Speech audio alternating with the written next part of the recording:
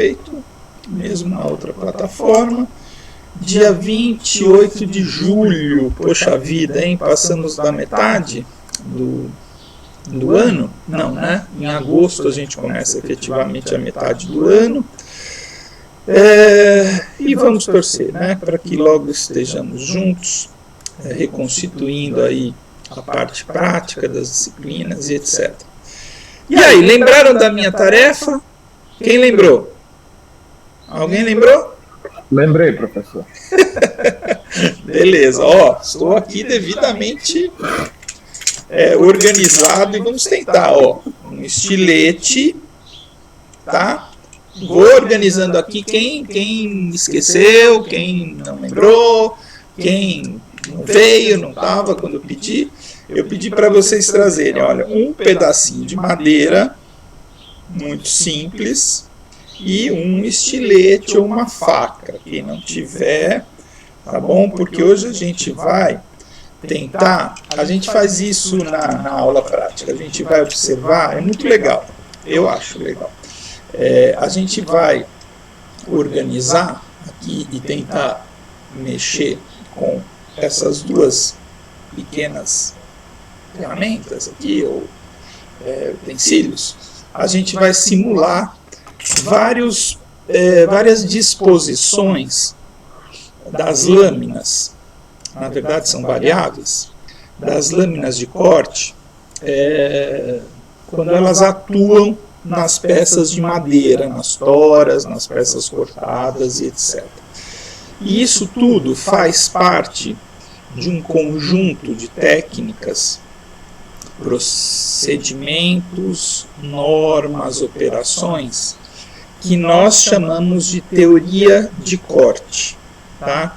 Então a gente vai bem devagar não, a gente vai bem detalhadamente entender um pouco do começo de uma especialização, de um detalhamento, de uma cientificação, vamos dizer assim, ou seja, de trazer ciência, desenvolvimento, uma análises aí um pouco multidisciplinares, um pouquinho de física, um pouquinho de mecânica, de engenharia de materiais.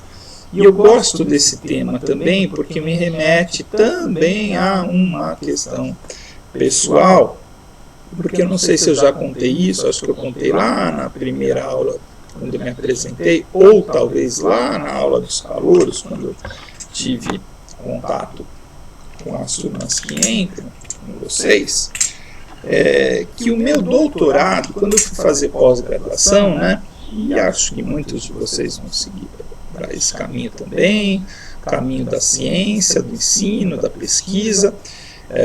Primeiro eu fiz mestrado e depois eu fiz o doutorado, e na minha situação particular, um pouco pela conjuntura daquela época, isso foi 1998, isso aí, 1998, quando eu iniciei no mestrado, onde eu estudei, lá na Exalc, em Piracicaba, em São Paulo, não tinha doutorado.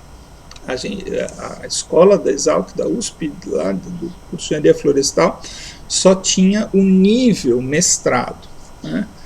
Os programas de pós-graduação, eles começam pelo mestrado e depois eles passam a oferecer o doutorado, quando eles amadurecem, vamos dizer assim, né? Quando eles começam a formar professores, um bom grupo de professores, ter produção, um bom elenco de disciplinas, formam alguns mestres e daí eles solicitam à CAPES a abertura do nível doutorado, mais ou menos assim que funciona. Então, na época lá onde eu estudei, eu voltei para a universidade depois de 4 anos de empresa, não tinha ainda o doutorado.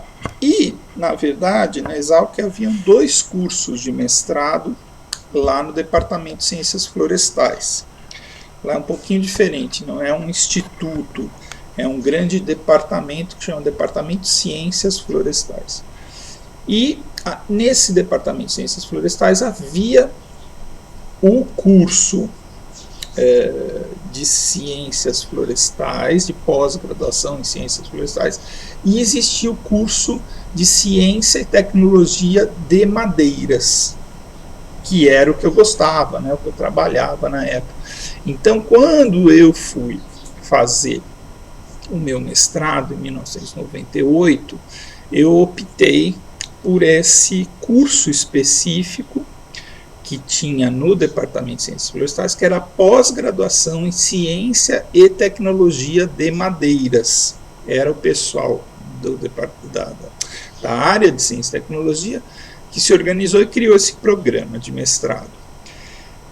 E, bom, resumindo a história, também quando eu terminei o mestrado, pela falta do doutorado, eu fui fazer o doutorado em São Carlos, perto ali de Piracicaba, perto 100 e poucos quilômetros de Piracicaba, 160 quilômetros mais ou menos. E lá em São Carlos não tinha engenharia florestal, não tinha pós-graduação em engenharia florestal, e aí a gente ia se especializando nos cursos e programas de pós-graduação onde a gente pudesse trabalhar com madeira, né? Já vou chegar no que interessa, que é o tema da sala. E lá na USP de São Carlos, tinha um professor muito bacana, professor Garcia, até hoje professor da Exalc. Ele me incentivou muito, era um professor que eu tinha muita amizade, fiz bastante coisa com ele, não era meu orientador era outro. Mas ele me sugeriu conversar com alguns professores lá em São Carlos, e lá tinham duas opções. Ele falou: Alexandre, tem um curso que eu fiz o meu doutorado alguns anos atrás, que é o curso de Engenharia de Estruturas, que é na engenharia civil. E aí ele mexeu ou trabalhou com estruturas de madeira. Mas eu nunca fui muito ligado à área de estruturas de madeira, como é o meu xará, o Alexandre Miguel, né, do nosso departamento. Alexandre Miguel, ele é estrutureiro, né, ele mexe com estruturas de madeira. Eu não. Eu mexia mais com a parte de processamento, enfim, até hoje, qualidade da madeira. E aí ele me sugeriu: mas tem um curso novo, 2 ou 3 anos, de doutorado, que é o curso na engenharia de materiais. E na engenharia de materiais, eu creio que você conseguiria encaixar um projeto de madeiras, com madeira, né? Tem um professor lá, o professor Francisco Antônio Rocular, que é uma referência na área de estudos de madeira. Ele trabalha com isso em São Carlos e ele orienta projetos e alunos de pós-graduação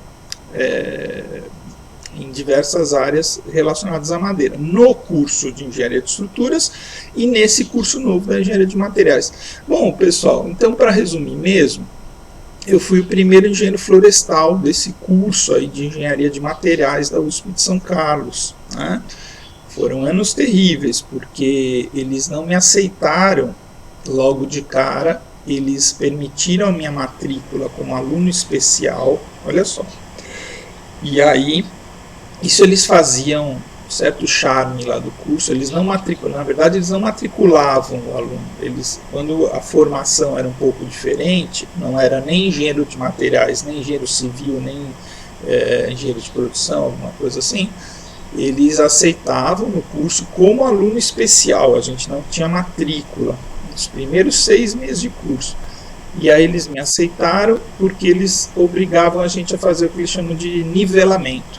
Então eles indicavam algumas disciplinas para nivelamento e a gente tinha que ser aprovado com conceito no mínimo B, que equivaleria a nota 7 para cima, né? Então conceito B, e aí se fosse aprovado nas disciplinas de nivelamento com conceito A ou B, eles faziam matrícula. Então foi bem complicado, mas foi muito interessante. E aí que vem o tema da nossa aula de hoje, que eu vou tentar aqui, deixa eu ver aqui, compartilhar minha tela, um pouquinho diferente aqui, pessoal, tá? Aí deve estar entrando na tela, isso. Eu consegui fazer outro dia uma coisa legal aqui, que é nessa plataforma, deixa eu ver se vai funcionar. Ah, funcionou. Fica aí a carinha no cantinho, tá vendo? Ficou bom aí? Sim, sim.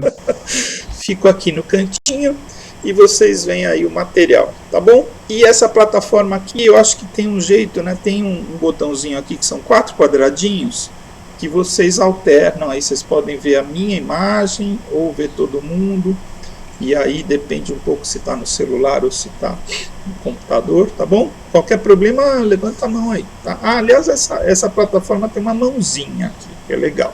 Vocês podem usar quem quiser falar, tá bom? Bom, estão gostando da história ou não? Então, assim, nessas disciplinas de nivelamento do meu doutorado na engenharia de materiais, que foi um ano bem complicado da minha vida, porque eu comecei sem bolsa, eu já era casado, minha esposa engravidou, e eu tinha que passar em duas disciplinas, que era ciência de materiais, era ciência de materiais e termodinâmica, uma coisa assim. Então, 2 ou 3 disciplinas terríveis. E aí a gente fez um grupo de estudo, eu tenho amigos até hoje, que é essa amizade grande. A gente tem 2 que eu falo até hoje, que é um professor do Maranhão, e um que foi trabalhar na USP, o Igor, que era dentista. Olha só, ele trabalhava com materiais de arcada dentária, uma coisa engraçada, cirurgia de materiais, todos os tipos de materiais, e eu mexendo com madeira. E aí a gente estudava todos os dias na biblioteca, porque foram disciplinas pesadas. E um dos assuntos que eu tive que me nivelar para fazer o doutorado foi a teoria de corte. Olha que legal, a teoria de corte em materiais diversos. E é uma área interessantíssima da engenharia de materiais, porque na verdade, a grosso modo, assim, é como corta o material. Como é que a gente corta um material? Ou processa, ou trabalha, todas as questões relacionadas a isso.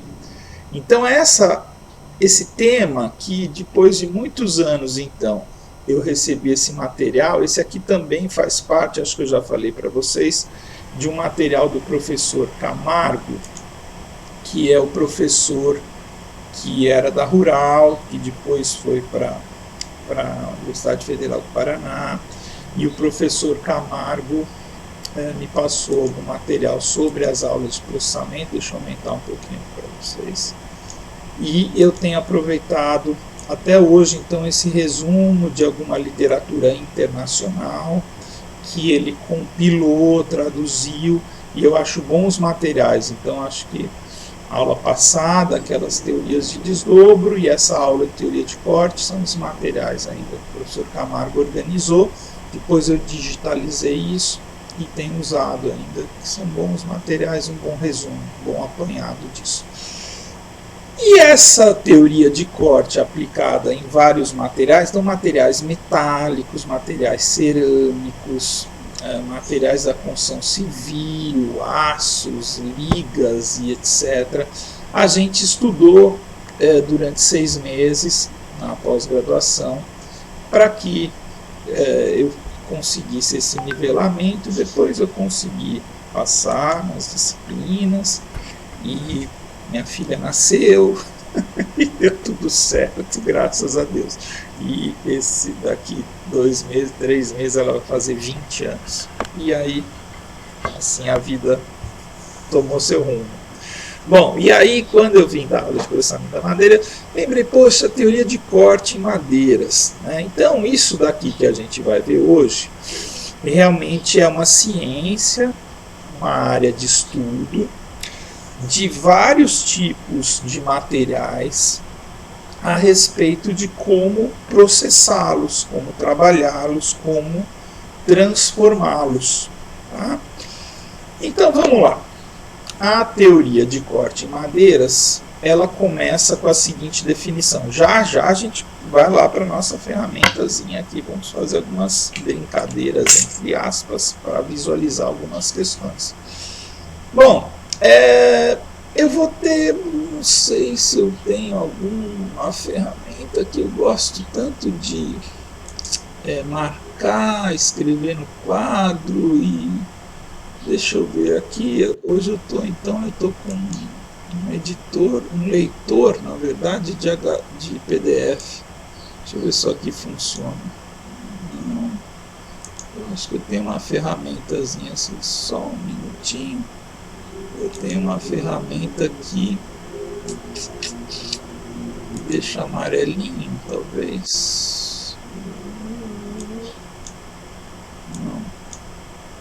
Não. Bom, se a gente não conseguir, não tem problema. Ah, consegui aqui. Opa, joia. Então, vou marcar só alguma coisa para que eu consiga destacar algumas palavrinhas aqui. Então, corte, teoria de corte. Em madeira a gente começa desse jeito. Ação do fio de uma ferramenta em uma peça de madeira que produz cavacos de dimensões e formas variáveis. Fio da ferramenta. E aí, quem conseguiu o estilete? Todo mundo conseguiu o estilete? Se não tiver um estilete, acho que uma faca todo mundo tem, né? Questões de segurança, tomem cuidado, então não custa. Né? Eu falo assim, aluno é capaz de fazer muita besteira, né? Inclusive nas aulas. Aí assim, não custa falar para tomarem cuidado ao manusearem a faca e o estilete hoje para ninguém cortar o dedo, tá bom? Então, o fio da ferramenta, quem nunca ouviu falar, deixa eu ver se eu consigo aqui. Onde está o fio da ferramenta desse estilete aqui? Vamos lá. Quem dá um? Parte de cima, onde corta. Essa partezinha aqui, né, Jonine? Eu também vou tomar cuidado aqui para não cortar o dedo. Então, a gente tem, genericamente, vulgarmente, esse conceito do fio, do afiar uma faca, uma lâmina, o fio de corte, o fio da navalha, etc.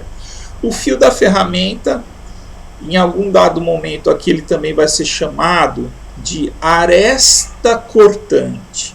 Aresta cortante é efetivamente aquela parte da ferramenta, da máquina, do equipamento ou da lâmina que realiza o corte, que encosta na madeira, que faz o trabalho ali, né? Então, a ação do fio da ferramenta e uma peça de madeira produzindo cavacos. Por que ele diz aqui nesse primeiro conceito que todo o corte da madeira produz cavacos?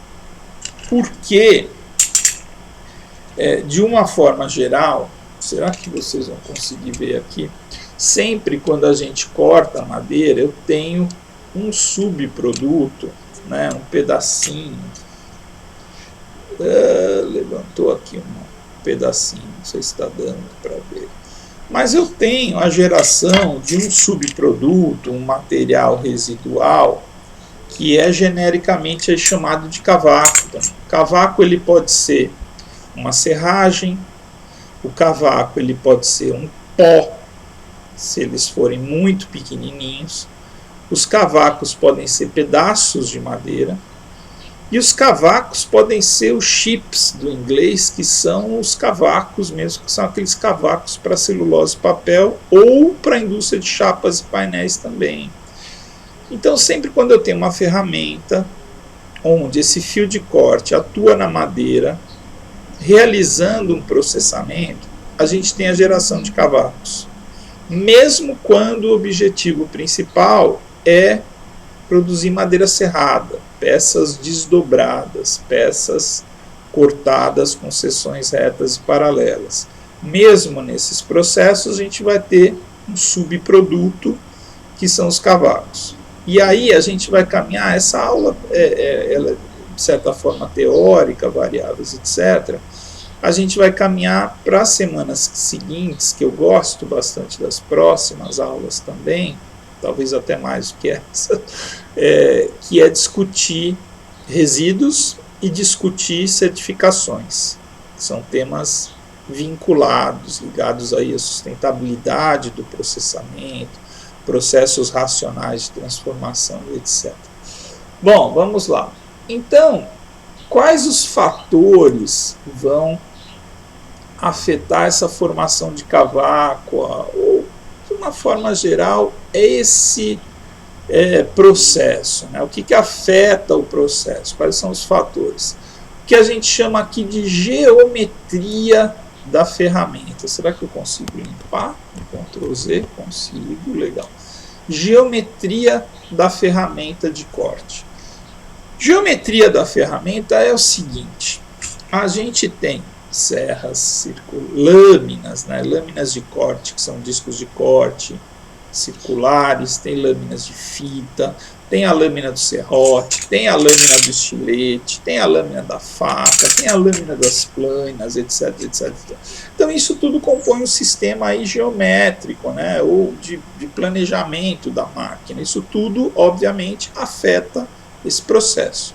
Assim como a gente tem uma questão interessante, eu até gosto desse termo aqui, que ele diz assim: qual é o estado da madeira? Né? Estado da madeira, eu sempre lembro disso quando eu dou essa aula, e eu gosto desse conceito, é uma condição que a madeira se encontra. A madeira possui propriedades físicas, mecânicas, que mais acústicas, né? Ela possui propriedades, ela possui características, né? Então a madeira pode ser clara, escura, amarelada, apresentar anéis visíveis, apresentar cerne e alburno diferenciados. Então ela possui ali propriedades que são coisas mais técnicas, possui características, que é aquele jeitão da madeira, né? É o jeitão, né? Característica é o jeitão. Madeira mais clara, mais escura, com anéis, com desenhos, etc. E possui o estado, né? O que é o estado? É aquela condição que ela se encontra. Então, o estado da madeira é aquela história lá, como ela se encontra hoje. Então, isso aqui que eu trouxe aqui, eu arrumei aqui hoje, eu achei essa pecinha de madeira, eu ainda continuo aqui em São Paulo, tá? Mas achei aqui um bom pedacinho de madeira, e é legal que esse daqui dá para ver bem se ele podia ser um pouquinho maior, mas ele apresenta anéis de crescimento, é uma pecinha de pinos. É uma peça cortada com faces, já mostrando aqui, com faces retas, né, ou paralelas. Ela está seca, ela está em equilíbrio com o ambiente, ela já foi cortada, parece, há bastante tempo. Então ela tem uma condição de umidade aqui dentro, que é uma condição de equilíbrio com a umidade relativa do ar. Tá? Em São Paulo está muito seco, começando a fazer frio de novo, né, galerinha? Vamos nos preparar aí para a neve e condições aí bem adversas nos próximos dias. Então, o estado da madeira, para a gente resumir ou avançar, é uma condição em que ela se encontra naquele dado momento. Então, uma peça cerrada, em umidade de equilíbrio, a temperatura ambiente, etc, etc. Então, o estado da madeira envolve nível ou percentual de umidade interna, a condição de temperatura, a condição, se ela está cortada, se ela é tora, se ela é um pedaço de madeira, como ela está. Então isso tudo interfere no processo de corte. E depois algumas coisas que a gente já andou falando nas aulas passadas, que é a orientação ou o movimento, a movimentação dessa ferramenta, dessa lâmina, em relação aos elementos lenhosos, aos elementos anatômicos. Então lembra, a gente já fez algumas interpretações aqui quanto a movimentações das lâminas, das máquinas, em relação aos anéis de crescimento, em relação àquela questão do eixo, né, paralelo ao eixo, paralelo à casca. Então a movimentação da ferramenta em relação às disposições de elementos anatômicos interferem no processamento. Bom, vamos tentar um pouquinho mais rápido. O objetivo da maior parte dos procedimentos de usinagem, das teorias de corte, dos cortes, né, é a peça de madeira. O objetivo da maior parte dos procedimentos de usinagem é a peça de madeira. Em outros casos, tanto a peça como o cavaco são importantes. E eu iria além. Em alguns casos específicos, eu quero só produzir cavacos. Tá? Então vamos lá, exemplificando. Uma serraria. Uma serraria muito comum, um tipo de indústria onde eu quero produzir madeira serrada. Quero fazer isso aqui. Quero serrar madeira e produzir peças serradas em diferentes dimensões, em diferentes tamanhos, em diferentes espessuras, para produzir produtos diversos. Então, o objetivo da maior parte desses procedimentos é a peça serrada. Em outros tantos, a peça e o cavaco são importantes, né? Então, por exemplo, ele deu o exemplo ali do picador perfilador. Não sei se todo mundo lembra dessa máquina. É uma máquina que, ao invés de tirar duas costaneiras laterais, o picador perfilador ele corta as costaneiras e já transforma em cavaco. Ah, professor, é uma condição muito específica. Sim, no nosso país é uma condição muito específica. Mas aí na alta tecnologia, nos usos múltiplos, no Canadá, no norte dos Estados Unidos, na Europa, esses equipamentos perfiladores são super importantes. E eles produzem peças serradas em conjunto com cavacos. Em outras situações, como eu falei, a gente quer produzir cavacos, por exemplo, para celulose e papel. E lá na nossa sala de aula, infelizmente, eu tenho tudo isso daí. Eu tenho as matérias-primas da celulose, que são os cavacos cortados. Esse eu trouxe lá, tem um saquinho de cavaco lá que deve ter mais de 20 anos. Esse que eu ainda uso. Que eu peguei numa visita numa indústria de celulose na pilha de cavacos. Então tem máquinas que querem transformar a madeira em cavacos, tá bom? Bom, vem um conceito aí bacana da física, principalmente da física e da mecânica, da área de engenharia de materiais, e aí isso eu estudei bastante também, mas há bons tempos atrás, que é essa relação tensão-ruptura. E isso envolve a nossa área também, para entender como é que a madeira é cortada.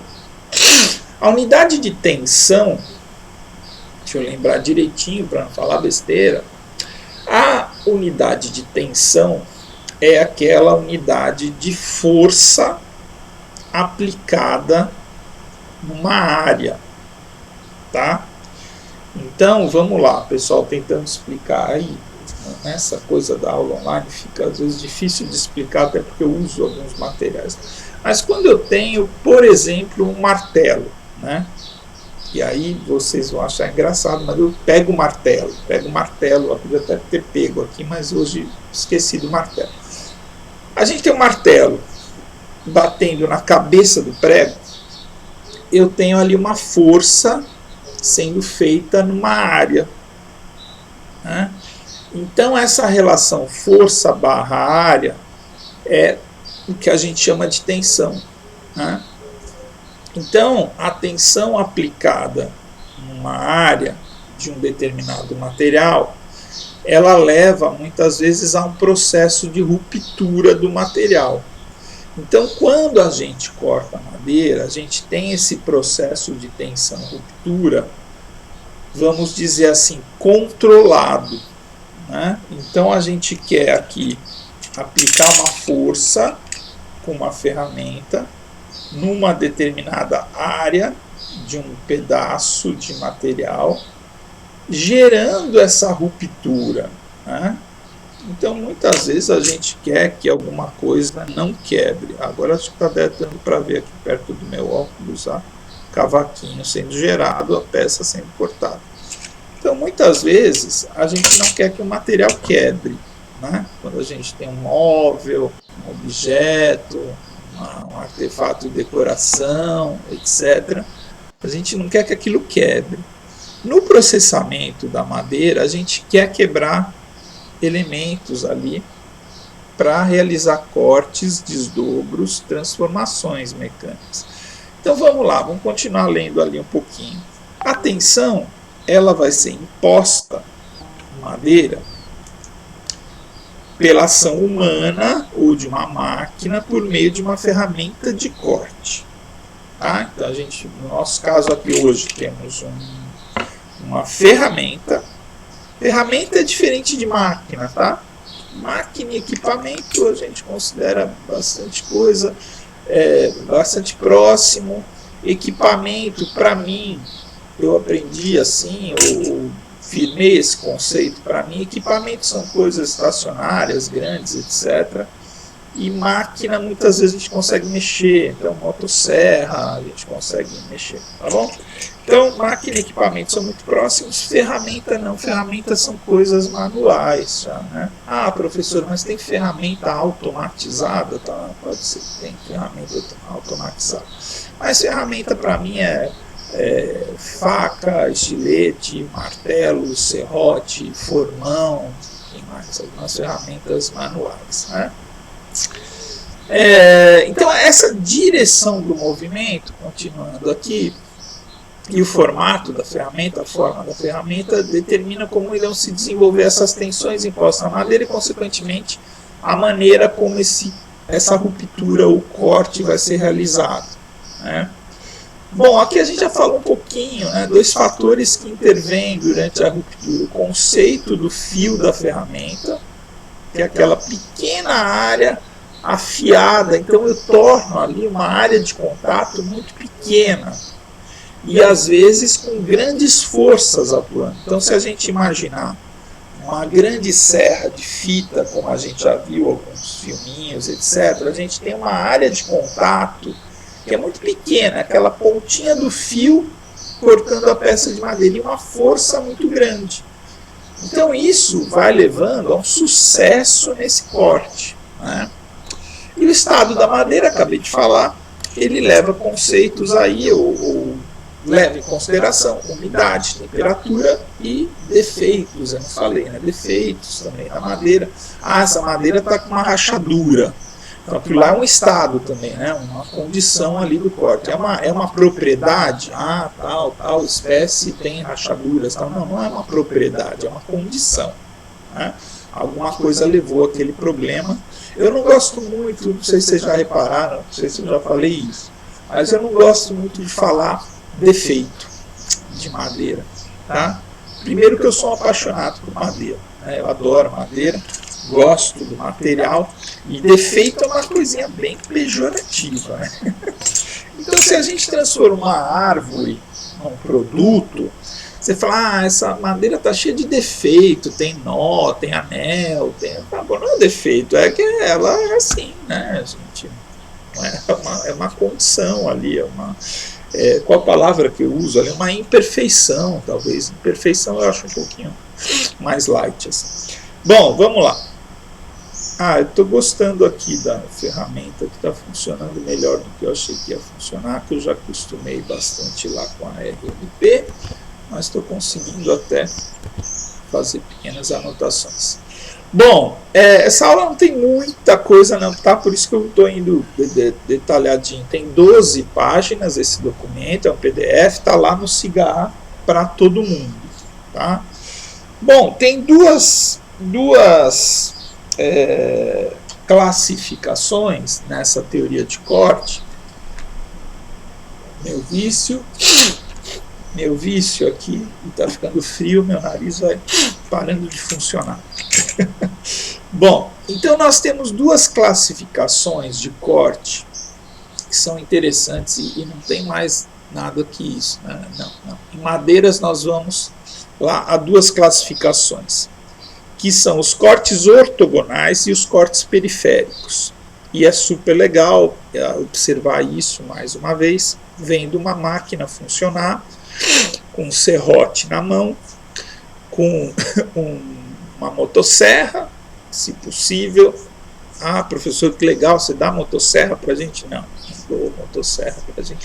Tinha um professor Tokichika Morokawa, já ouviram falar Tokichika, um japonês lá desse? Ele que levava os alunos de motosserra, dava aula disso, né? Ensinava a operar a motosserra. Na aula dele, acho que eu até operava a motosserra. Mas na nossa aula, o máximo que eu deixo operar são algumas máquinas da marcenaria, lixadeiras, etc., e máquinas manuais, serrote, estilete, etc. E aí a gente a gente consegue realizar cortes ortogonais, principalmente. Alguns cortes periféricos, hoje acho que não vai ser possível, cortes periféricos são cortes realizados em planas, tá? E aí a gente vai entender essa classificação e tentar entender como, e eu acho que o grande objetivo dessa aula, por que eu estou falando tudo isso aqui essa manhã com vocês, é que a gente tem condição de fazer um ajuste fino da condição da madeira, estado, por isso que eu estou detalhando bastante, da geometria da ferramenta, das forças envolvidas nisso. E aí eu creio, e já trabalhei com isso, sou muito convencido disso, que nós, como engenheiros florestais, podemos contribuir muito nesse ajuste matéria-prima, máquina, ferramenta, processo.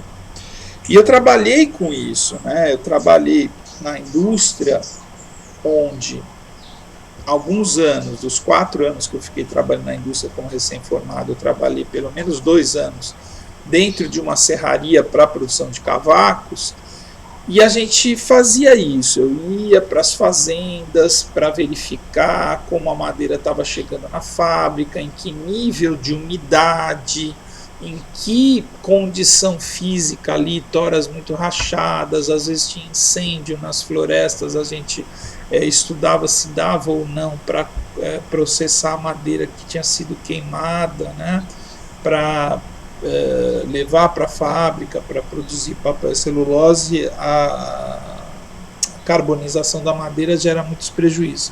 Bom, mas enfim, então dentro desse processo de corte da madeira, a gente tem uma classificação interessante que é corte ortogonal e corte periférico. Vamos ler? Corte ortogonal. Aqui que eu falei, ó, apareceu aqui, aresta cortante ou fio. Aresta cortante é uma coisa um pouco mais técnica, tá? Do que fio. Aresta cortante. Nomezinho mais bonito, né? Aresta cortante. Situação de aresta cortante, fio da ferramenta, é perpendicular ao movimento da peça. Tá? Então, aresta cortante perpendicular ao movimento. Vamos tentar fazer? Vamos? Todo mundo aí? Ó, peguem sua faca e pedaço de peça. Ó, vamos ver se vai funcionar. Estou olhando minha câmera ali. Então, eu tenho o fio do estilete e a peça aqui. Vamos imaginar assim, ó, esse fio de estilete é um dente, aqui ficou um pouquinho melhor. É um dente de uma serra de fita lá. Então, cada dente vai passar, vai cortando a madeira nessa forma. E qual que é o movimento da peça naquela serra de fita? A peça vai entrando aqui, né? Então, eu tenho aqui uma situação de perpendicularidade, né? Ou perpendicular. Eu tenho fio da ferramenta e movimento da peça. Todo mundo está vendo esse ângulo de 90 graus? Porque na aula um monte de gente fala, não estou vendo, não estou vendo. Aqui fica meio difícil. Mas vamos lá. Fio da ferramenta, ó, tá aqui na câmera, fio da ferramenta é aqui embaixo o fiozinho do estilete. Movimento da peça, 90 graus, é isso daqui, ó, movimento da peça, fio da ferramenta, 90 graus. Ok? Todo mundo está enxergando já esse ângulo, já vai complicar um pouquinho, tá? Beleza. Quem falou aí deve ter sido o Juninho. Foi. Valeu. Meninas, tudo bem? Meninos, tudo bem? Bom, então a gente tem ali a aresta cortante a 90 graus o movimento. Superfície obtida, um plano paralelo à superfície original. Então aqui eu estou falando o seguinte, é um corte vamos dizer assim, um corte reto, né? Então eu vou cortando e a superfície que eu obtenho, ela é paralela àquela superfície original. Então eu estou tirando lá várias fatias. Então como que eu faço isso? Plana manual. Todo mundo já viu uma plana manual? Plana? Aquela plana Acho de que não, professor. carpinteiro? Não, Joninho. Hã? Vamos lá, vamos fazer uma brincadeira aqui. Vai aproveitar. Plana manual. Tem alguém com o microfone aberto aí, fazendo almoço? Vamos ver. Isso aqui são planas. Olha, você está dando para ver. Ah, que eu acho que eu estou compartilhando a tela de cima. Peraí, besteira. Plana manual é isso aqui, ó, pessoal. Lembra disso aqui? Alguém já viu?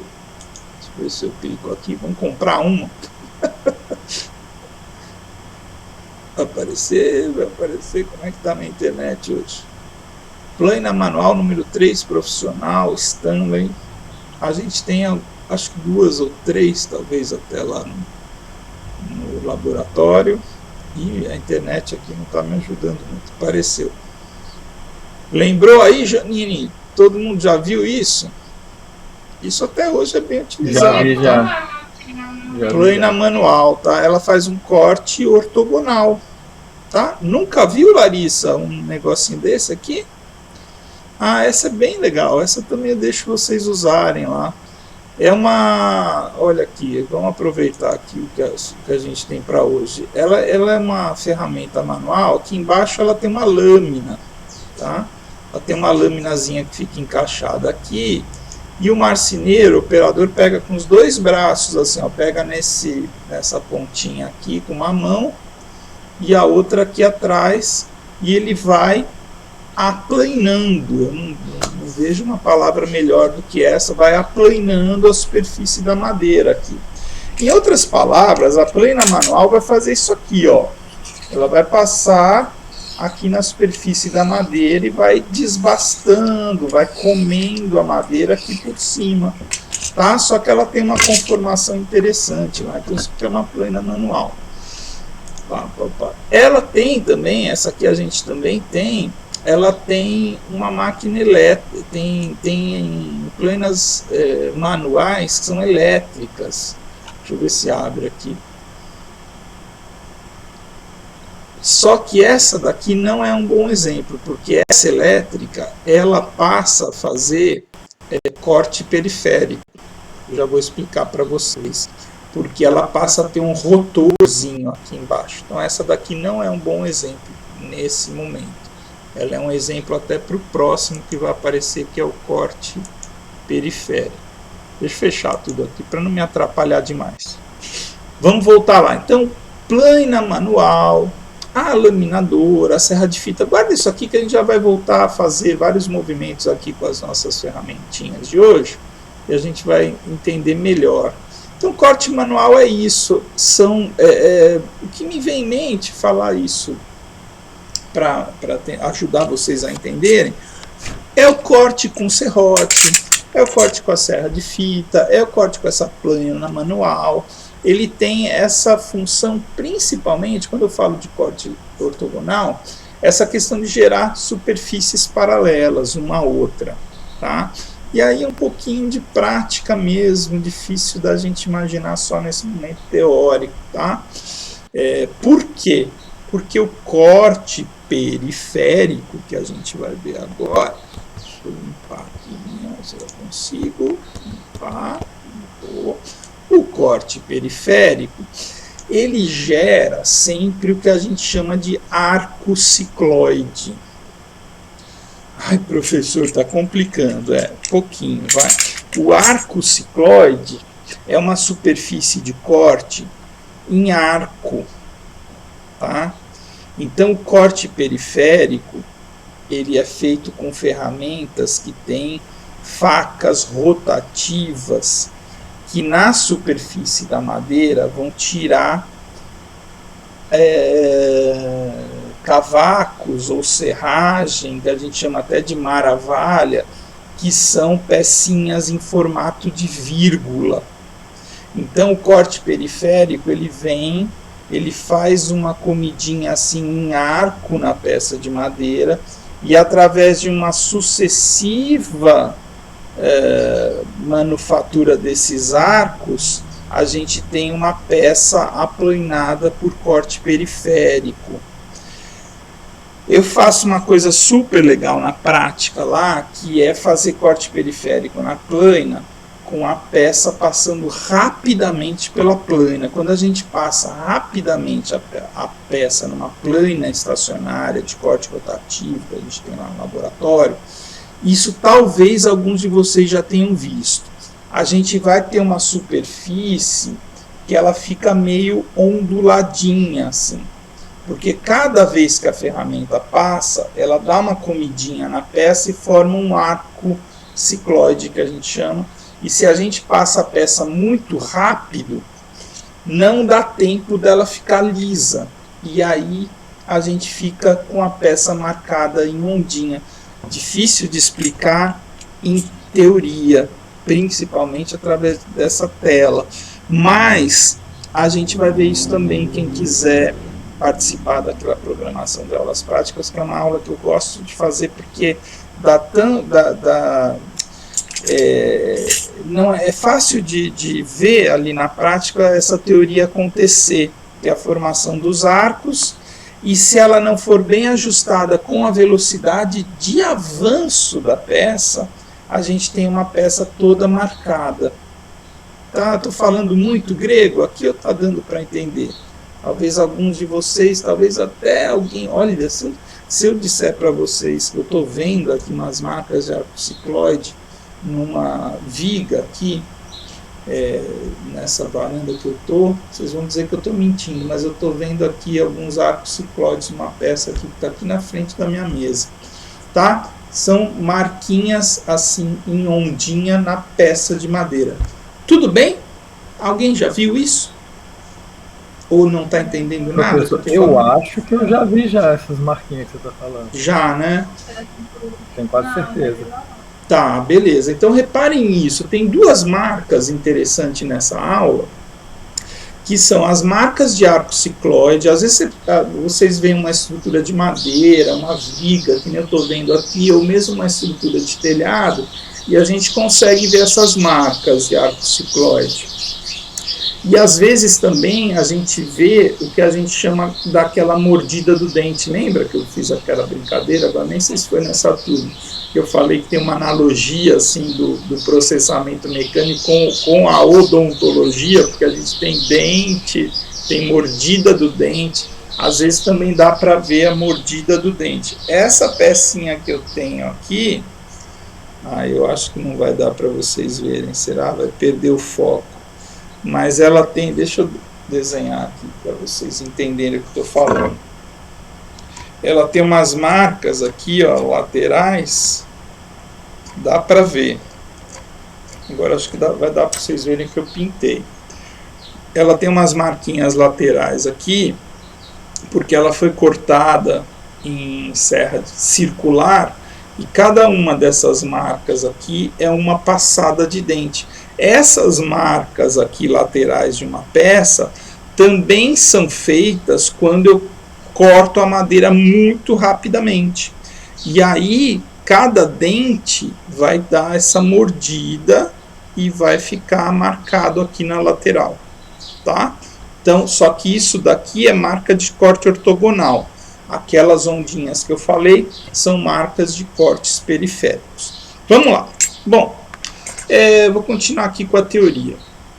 O corte periférico é uma usinagem então rotativa. Já vai melhorar aqui. Vou parar de mostrar texto, vou mostrar figuras e daí dá para entender melhor. É uma usinagem, um corte rotativo. Cavacos são feitos pela intervenção intermitente das ferramentas nas peças, ferramentas instaladas sobre um suporte rotativo, é o eixo porta-facas de uma plana. Superfície final é formada pelas marcas da ferramenta, pelo corte sucessivo de cada uma delas, plana, desengrossadeira e desempenadeira. Tá? Corte ortogonal é um caso particular de usinagem periférica. Essa informação aqui Estou tentando entendê-la, tá?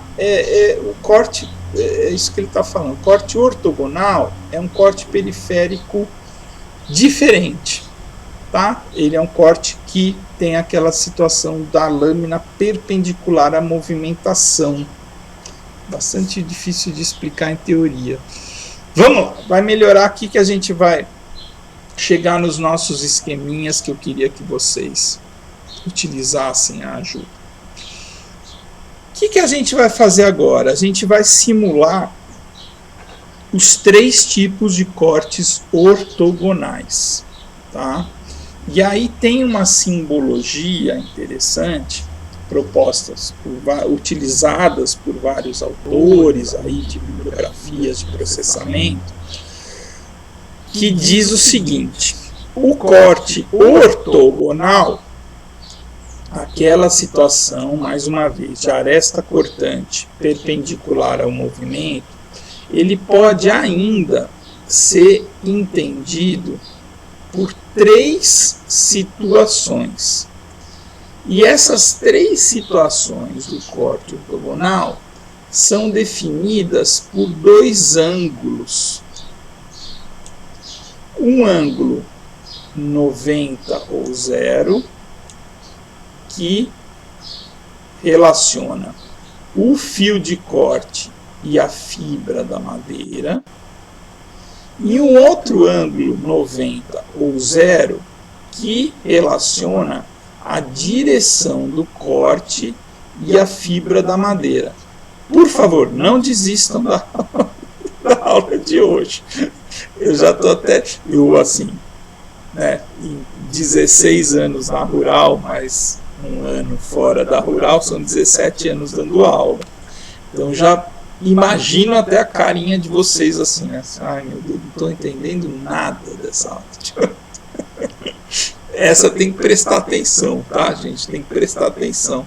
Mas é legal depois dessa aula, quando eu vejo a carinha de vocês, falar, que legal. Ele entendeu, ela entendeu, ele entendeu, ela entendeu. Aquele lá não entendeu nada. Mas eu já estou vendo até vocês olhando para essa tela e falando, o que é essa coisa de corte ortogonal? Vamos lá, vamos fazer aqui, olha.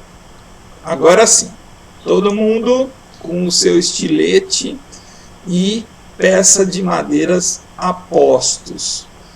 Então isso é o ponto alto da aula de hoje, onde eu queria explicar os 3 tipos de cortes ortogonais para vocês.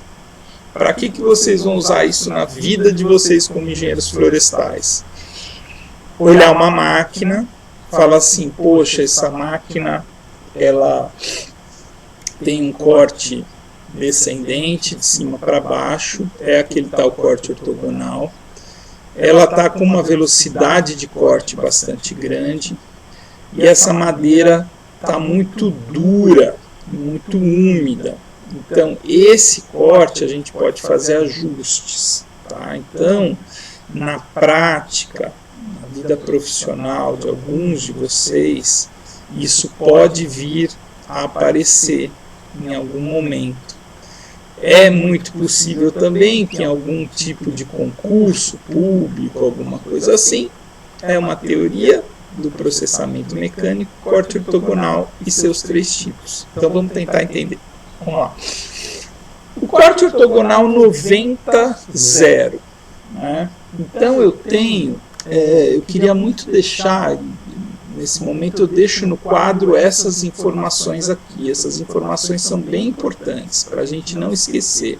Até eu, às vezes, volto aqui, né, tanta coisa na cabeça, deixa eu ver o que é o primeiro ângulo mesmo. O primeiro ângulo do corte ortogonal, primeiro caso que a gente vai entender aqui, que é o corte 90-0, é o ângulo entre o fio de corte e a fibra da madeira. E o segundo é a direção de corte à fibra da madeira. Onde está o fio de corte? Deixa eu tentar diminuir só um pouquinho para ficar na mesma tela. Isso vai ajudar a gente. Tá. Aí, essas primeiras situações, só que eu não quero que apareça ainda para não confundir. Aí, assim. Então, onde está é esse ângulo entre fio de corte e fibra da madeira. Todo mundo está vendo aí que aqui na ponta do dente tem um pintadinho de verde. Estão vendo, pessoal? Queria que vocês enxergassem. Dá para ver. Dá para ver, né, Jonine? Esse verdinho aqui. Então isso daqui, olha, confessando aqui para você, sabe como a gente fez isso? Eu peguei o que era ainda uma transparência, uma canetinha, pintei aqui, isso foi antes de digitalizar até, e pintei porque estava difícil de entender, fiz umas marcaçõezinhas, algumas sinalizações, mas ficou bom. Ó, então eu tenho aqui o fio de corte pintadinho de verde, né? A fibra da madeira é sempre essa setinha azul aqui. E também dá para ver aqui pela orientação, né, do desenho dos anéis de crescimento. Então a fibra da madeira, ou as fibras da madeira, estão pintadinhas de azul. E a direção de corte está pintadinha de laranja. Ok? Então, tudo que a gente vai tentar entender agora está aqui pintadinho de verde, azul e laranja. Então vamos lá. Primeiro ângulo do corte ortogonal 90-0. Mais uma vez. Primeiro ângulo do corte ortogonal 90-0. Primeiro ângulo é um ângulo de 90 graus. Onde eu tenho que enxergar esse ângulo de 90 graus? Entre o fio da ferramenta e as fibras da madeira. Tá? Vamos lá, muito devagarzinho, vou fazer aqui, ó. Isso aqui é o bloquinho. Vou tentar fazer o mais parecido possível com o desenho. Aqui do lado. Eu não queria nem aparecer aqui, mas não sei se eu vou conseguir. Bom, talvez eu consiga fazendo assim um pouco, melhorar um pouquinho. Aí. Então tá. Então eu tenho aqui um bloquinho de madeira, eu tenho o meu estilete e eu tenho essa situação aqui, ó. Todo mundo vai com o seu estilete e madeira na mão. Essa situação aqui, tudo bem? E aí eu desço, porque a movimentação é aquela movimentaçãozinha laranja. Então vou ficar fazendo aqui 15 minutos até todo mundo ficar fazendo isso aqui durante 15 minutos. Tô brincando, tá? Só um pouquinho, ó. Então essa movimentação aqui, eu tenho quase certeza que todo mundo já fez. Quer ver? Deixa eu fazer uma pergunta assim. Todo mundo já apontou lápis? Apontou lápis com estilete? Já sim. Já? Boa, Joninha. Às vezes tem gente que fala assim, não, nunca. Eu falo, puxa, gente, essa geração do celular tá fogo, hein? Você nunca pegou um estilete e apontou um lápis assim, pegou. Então, quando a gente aponta o lápis, a gente está fazendo isso, gente. Corte ortogonal 90-0. Quem que usou a faca ali? A Larissa. Tá. Então aqui, ó, corte ortogonal 90-0. Tá? Vamos lá, vamos ver os ângulos. Ângulo fio da ferramenta com fibra. Fio da ferramenta com fibra, todo mundo tá vendo? Olha, nossa, gente, isso é mais difícil que eu imaginar. Aqui, ó, fio da ferramenta com as fibras da madeira. Fio da ferramenta, fibras da madeira. Agora ficou bom. 90 graus. Estão vendo o ângulo de 90 graus? Olha que eu não tenho mais mão aqui. Deixa eu ver se eu consigo. Aqui, ó. Aqui está o ângulo de 90 graus. Aqui. Fio da ferramenta. Estou quase cortando o dedo. E madeira. Tudo bem? Então esse é o primeiro ângulo que eu queria que vocês enxergassem lá. Ó. Fio da ferramenta e fibras da madeira. Beleza? Agora, qual que é o segundo ângulo aqui? Tá, Ctrl Z, o segundo ângulo. Ctrl Z é só para eu apagar aqui, viu, pessoal? Não tem nada a ver com a aula. Aqui. O segundo ângulo é 0. Zero, nas nossas situações, indica uma situação de paralelismo, é paralelo. Então, o segundo ângulo é a flechinha laranja com as fibras da madeira. A flechinha laranja com as fibras da madeira diz o seguinte: o movimento da ferramenta ele é paralelo com as fibras. Não é o fio é 90, é o movimento. Olhem aqui do lado, ó. Até isso, hein? Ó. Olhem ali do lado. É a flechinha amarela. Então vamos lá. Então espero que todo mundo esteja fazendo ali, ó. Então esse ângulo zero é o ângulo dessa flechinha aqui, ó, flechinha laranja, com a flechinha azul. Flechinha laranja é o movimento, flechinha azul, fibras. Tudo bem? Então, esse é o famoso corte ortogonal 90-0. É o corte quando eu aponto o lápis. É o corte daquela plana manual que eu busquei o arquivo no Google aqui agora há pouco para vocês. É a lâmina desbastando a superfície da madeira. Se eu pegar esse desenho aqui, o primeiro, e eu deitá-lo, eu vou estar fazendo isso aqui, ó. Eu estou apontando o lápis. Tudo bem? Bom, acho que ficou legal. Pelo menos eu me esforcei ao máximo aqui nessa situação. Vamos para a segunda situação. A segunda situação é uma situação daquela serra de fita. Então vamos lá, vamos tentar concentrar aqui. Aí eu acho que eu posso até aumentar para que a gente não se distraia com as outras. Deixa eu tentar aqui. Bom, é essa situação de baixo, vocês já estão vendo aqui em cima da minha cabeça, que é a situação da serra de fita. Bom, vamos lá. Fio da ferramenta vai ter ângulo de 90 graus. Ó, então é assim, pessoal, todo mundo, cadê? Aqui do lado. Todo mundo tentando fazer aí com a faca ou estilete. Meu estilete está meio torto, né? Aqui. O estilete e a madeira. E agora eu estou fazendo isso daqui, ó. É diferente da outra. Eu estou cortando aqui, ó. Tá? Então aqui eu tenho o fio da ferramenta, a aresta cortante, também a 90 graus as fibras. Só que é um ângulo diferente. Ó. Eu vou lá no desenho, tentar mostrar com o mouse. Eu tenho o ângulo aqui da pontinha verde, que é a pontinha do estilete, com o azulzinho que é a fibra. Então, onde eu enxergo esse ângulo? Olha, não sei se vocês estão vendo aqui o mouse, que agora está um xizinho aqui. Ele é o ângulo do verdinho com o azul. Esse ângulo também é 90 graus. Tá? Aresta cortante, fibra da madeira. Fio da ferramenta, ou aresta cortante, com fibras da madeira, 90 graus.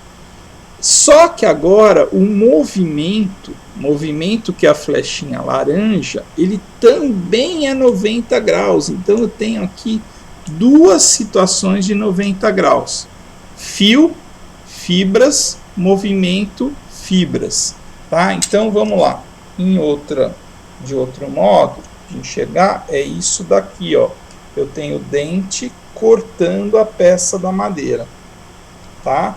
Aqui, ó, na ponta dela, ou aqui a 90 graus, 90, 90. Por que que isso daqui, ali na teoria, está falando que é o corte da serra de fita? Porque, pessoal, cada dente daquela grande lâmina de fita, cada dente que passa, vai ter essa situação aí de lâmina 90-90. Tá bom? Bom, aí a gente já volta para tentar resumir, mas vamos enxergar a última situação, que é a da 0,90. 0,90, pessoal, é aqui, ó. Eu tenho essa situação. É diferente. A primeira era aqui, a segunda era aqui, e a terceira é aqui, ó. Tá? Então eu tenho fio da ferramenta agora paralelo com as fibras. E a movimentação é perpendicular às fibras. Então é exatamente o que está mostrando o desenho aqui em cima.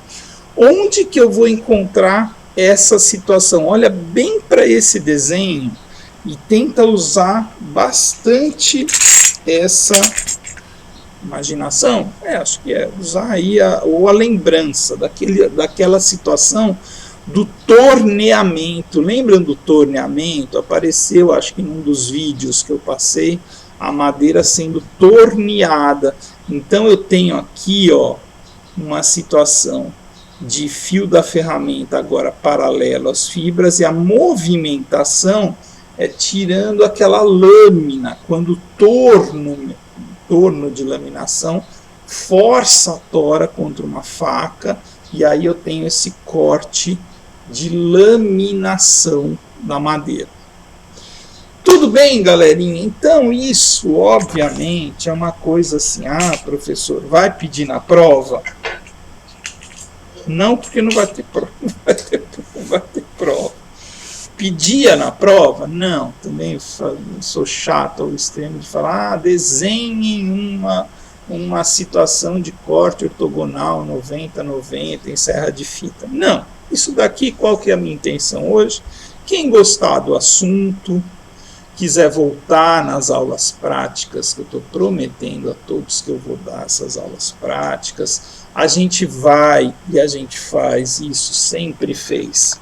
Logo depois dessa teoria, vocês devem estar até vendo aqui, ó, que são 12 transparências que foram digitalizadas, a gente vai máquina por máquina da marcenaria, no caso do laboratório, ligando as máquinas e enxergando esses ângulos. É super legal fazer isso. Por quê? É só isso que a gente faz? Não. Porque daí a gente discute a questão da segurança, a gente simula várias velocidades e, principalmente, eu tento fazer isso que eu fiz agora há pouco com vocês. A gente vê ali as estruturas do telhado da marcenaria, por exemplo, tem várias marcas da não adaptação da madeira à condição da máquina. Então, isso sim gera defeitos, mas aí são defeitos do processo, não é defeitos da madeira propriamente dita. Então, é gostoso, eu gosto, pelo menos, de enxergar essas três situações do corte ortogonal, ligando várias máquinas, ou também, estou esquecendo, utilizando as ferramentas manuais. Pergunta, todo mundo já usou um serrote? Já todo sim. Mundo? Já, né? Todo mundo já cortou uma peça de madeira com estilete?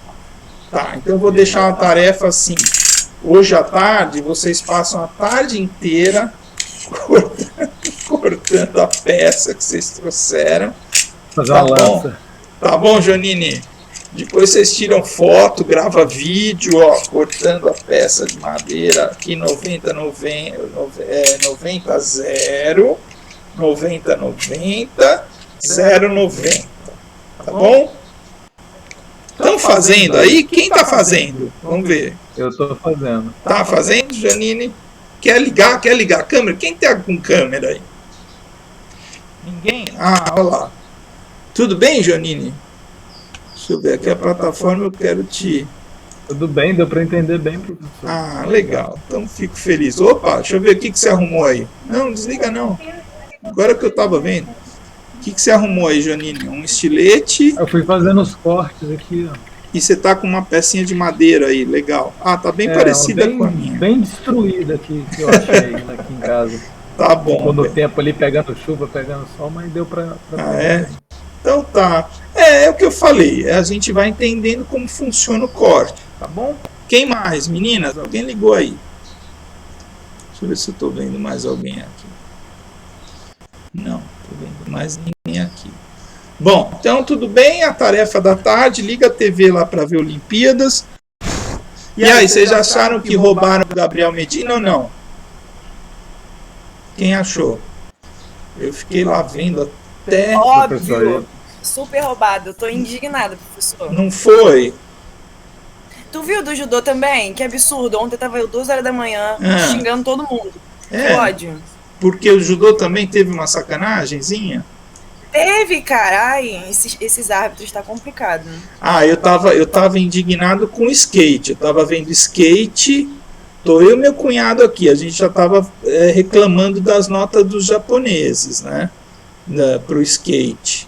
E depois a do Gabriel Medina lá também a gente ficou bem chateado com a nota lá que ele deu. Não, e ontem tava tendo judô. Tinha tido um vazário, professor. Era um vazário claramente, professor. Você faz assim, judô? Não, professor, mas eu entendo judô. Que é que eu sou viciada em esporte, entendeu? Aí eu vou migrando em todo mundo. Olha, enfim. E é complicado quando são essas avaliações meio subjetivas, né? O judô também, né? E ainda o judô é uma interpretação mais rápida ali, né? Não sei se tem árbitro ou não, né? Não, teve árbitro, eles foram lá É tipo no futebol, quando eles pedem revisão de vídeo. Sei. Teve revisão, todo mundo concluiu que era um vazário, mas decidiram não dar, que era brasileiro, eu fiquei... Mas agora você tocou num assunto interessante, já volto, tá? Mas podia ter um VAR no surf também, né? Eu achei, eu vi logo depois, assim, puseram as duas manobras do Gabriel e do japonês, uma do lado da outra, e não tem explicação. A gente que não entende muito, para a nota do japonês tão maior do que a dele. Sacanagem mesmo. Bom, não, o pior é que mesmo tendo, parece que não adianta. Não muda, né? A nota. Não é porque se eles acreditam que não é, mesmo tendo mesmo revendo a situação, se eles acreditam que não, é não. Depois você pode entrar com processo, mas já perdeu, né? Pois é. Bom, mas vamos lá. Pelo menos depois o outro brasileiro ganha. Tudo bem, então, pessoal. Obviamente, voltando aqui, obrigado pelas participações, Lohana, Janine, diminui minha solidão aqui. E o que eu ia falar? Lembrei que obviamente isso daqui às vezes é chatinho de entender, é mais gostoso quando a gente vê no laboratório. E também não é uma coisa que, às vezes, por exemplo, sempre quando eu dou essa aula, eu leio bem os ângulos, tal, porque eu não guardo, às vezes, absolutamente de cabeça, assim, e eu me organizo aqui para relembrar. Agora acho que eu até mando bem, mas eu lembro nas primeiras vezes eu tinha que sempre olhar com bastante cuidado para não me enganar. Bom, vamos lá. Continuando aqui, eu tenho outras situações, ainda não acabou, tá? Vamos usar mais aí os nossos estilete e peça de madeira, porque eu tenho 3 ângulos aqui que esses são legais também de entender e tem uma relação com a qualidade, o ajuste dos cortes muito grande, tá? Então, o que a gente vai ver agora são um conjunto de variáveis também relacionadas ao processamento mecânico da madeira, a realização de um processo de corte, né? Esses 3 ângulos são o seguinte: alfa, beta e gama, tá? Aqui nessa ordem aqui está um pouquinho fora de ordem, eu gosto de falar mais do ataque, ferramenta e folga, mas tudo bem. Ataque, folga e ferramenta. Alfa, gama e beta, ali naquela ordem que está aí na tela de vocês. Bom, o que a gente chama, já que a gente estava falando de judô, que não tem nada a ver com isso, o que a gente chama de ângulo de ataque, né? O ângulo de ataque é isso daqui, ó. Se todo mundo tiver, deixa eu ver como é que vai ficar melhor aqui para vocês. Acho que assim dá para ver alguma coisa.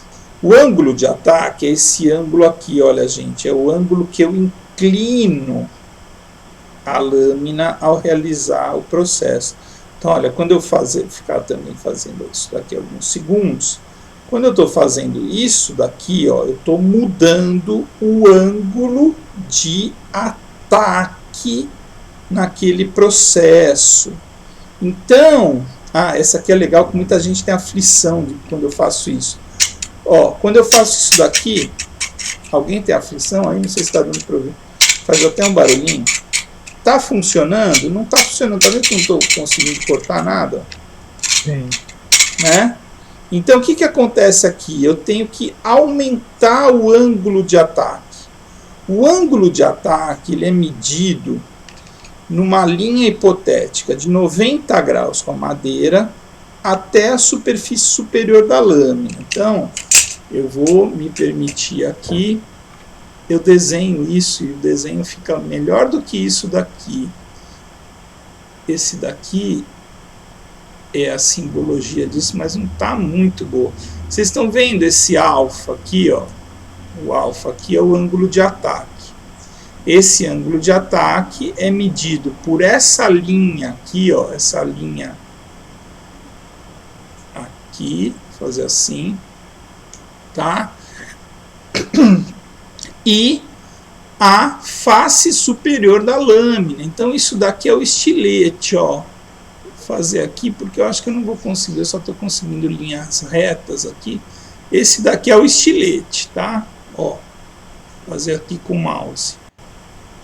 O ângulo de ataque é esse ângulo entre essa linha perpendicular à peça de madeira e a superfície da lâmina do estilete. Então, mais uma vez, aqui acho que fica mais fácil de entender, ó. Vou fazer aqui, por aqui na minha testa, talvez. Aqui, ó. Então, quando eu estou aumentando o ângulo do ataque, eu faço isso, ó. Aqui eu estou com um ângulo de ataque bem grande. Aqui eu estou com um ângulo de ataque bem pequeno. Então, para que o estilete funcione melhor, isso é quase que intuitivo, a gente aumenta o ângulo de ataque e começo, ó, que vocês não estão vendo, mas eu começo a tirar lascas da madeira aqui com mais facilidade, né? Então, esse ângulo de ataque, a gente tem que aumentá-lo para que a ferramenta funcione bem. Tá? Vamos lá. O segundo ângulo, eu vou deixar nesse desenho aqui. O segundo ângulo, que é esse ângulo beta, por isso que eu falei que naquela tabela estava trocado. O segundo ângulo, que é o ângulo beta, não é que estava trocado, estava na ordem diferente. O segundo ângulo, que é o ângulo beta, a gente chama de ângulo de ferramenta. Esse daqui, no estilete, vai ser até difícil de mostrar para vocês. Mas quem está com estilete mesmo, ao invés da faca, quem está com estilete, pega e olha bem a lâmina do estilete.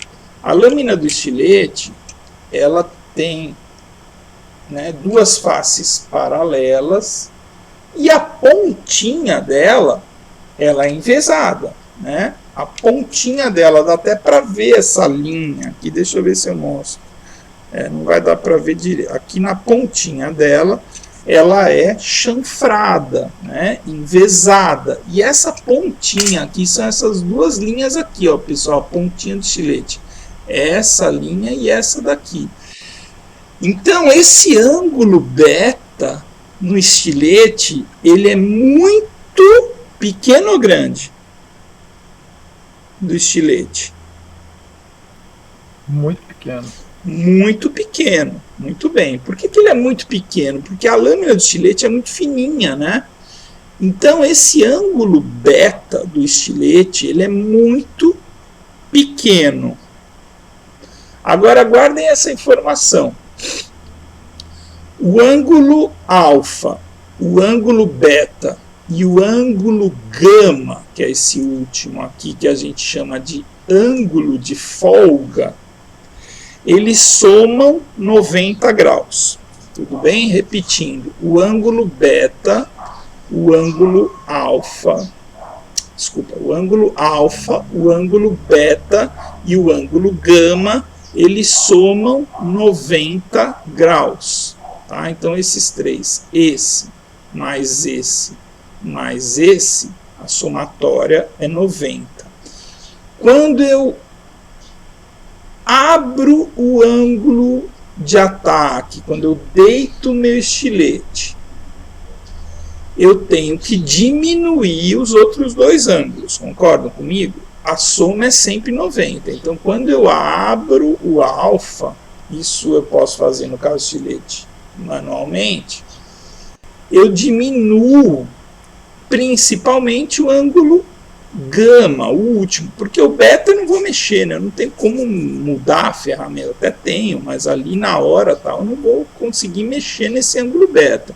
O que eu consigo mudar ali rapidamente é o alfa e o último, que é o ângulo de folga. Vamos lá, mais informações sobre isso. O ângulo alfa, ângulo de ataque, eu gosto desse nome, é como eu ataco a peça da madeira. O ângulo beta é a ponta do dente, o estilete tem um ângulo beta muito pequenininho. E o ângulo gama, o último aqui, é a resultante disso, é esse ângulo final aqui. Tá? Agora tem três palavrinhas, agora eu queria muito escrever aqui, deixa eu ver, só um pouquinho de paciência. Eu acho que eu tenho aqui algum jeito que eu escrevo aqui. Deixa eu ver se isso aqui vai funcionar. Talvez funcione. Vamos ver. Aqui. Aqui. E aqui. Tem três palavras que eu gosto de escrever que são palavras que se relacionam a esses ângulos. Aqui é a facilidade. Já vou explicar. Vamos ver se eu consigo fazer outra marcação. Aqui é a durabilidade. Ok? E aqui é uma palavrinha que é o atrito. Bom, opa, ficou legal, hein? Ficou legal, melhor do que eu achei. Primeira vez que eu estou fazendo isso. Então ali, o ângulo alfa, ele diz respeito à facilidade do corte. Tá? Quanto eu aumento o ângulo de ataque, eu torno o meu corte mais fácil. Isso não é uma coisa, não é uma palavra muito técnica, né? Mas é o jeito que a gente entende melhor. Vamos por mim. Quando eu aumento o ângulo de ataque, eu corto com mais facilidade a madeira. Tudo bem? Foi o exemplo que eu dei aqui. Ó. Se vocês quiserem fazer aí, estilete na mão, pequeno ângulo de ataque é isso. Ó, a madeira não corta.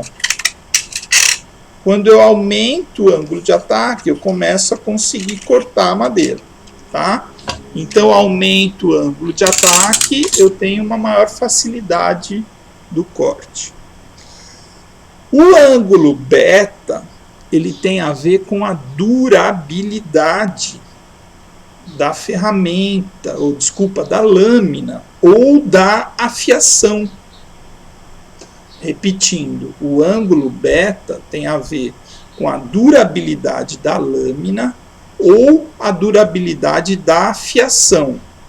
Porque são duas situações possíveis, ou eu tenho que trocar a lâmina, ou eu tenho que afiá-la.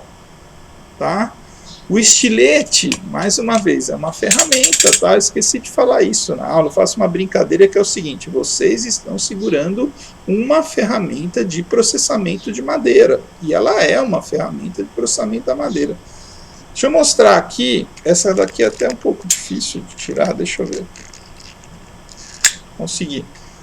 Quem está com estilete aí, vocês sabiam disso aqui, ó, processamento também é informação geral. Tem uma bundinha aqui o estilete, né? Uma coisinha que vai aqui embaixo dela. Todo mundo olha aí, aqui ó, embaixo tem um rasgozinho, um buraquinho. Todo mundo sabia disso? Que esse buraquinho ele serve para isso daqui, ó, Você encaixa isso daqui aqui. Vou tentar fazer, tá? Encaixem aqui, ó. Aí a gente tem que deixar aqui, ó, mas... Daí, acho que eu fiz do lado errado. Encaixa aqui. Não estava certo. Encaixa aqui e faz isso, ó.